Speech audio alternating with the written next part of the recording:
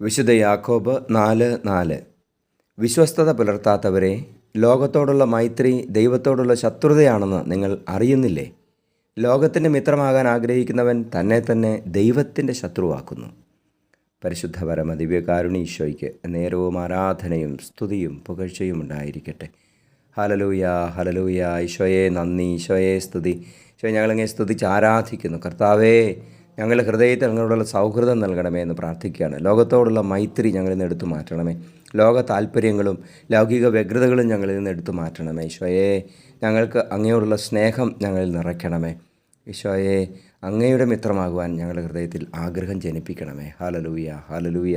കർത്താവേ, ഈ ലോകത്തിൻ്റെ ബന്ധനങ്ങളിൽ അടിമപ്പെട്ടു പോയവരെ സഹായിക്കണമേ. ഈശോയെ, നമ്മുടെ കർത്താവ് ഈശോ മിശിഹായുടെ കൃപയും പിതാവായ ദൈവത്തിൻ്റെ സ്നേഹവും പരിശുദ്ധാത്മാവിൻ്റെ സഹവാസവും നിങ്ങളോടുകൂടി ഉണ്ടായിരിക്കട്ടെ, ഇപ്പോഴും എപ്പോഴും എന്നേക്കും.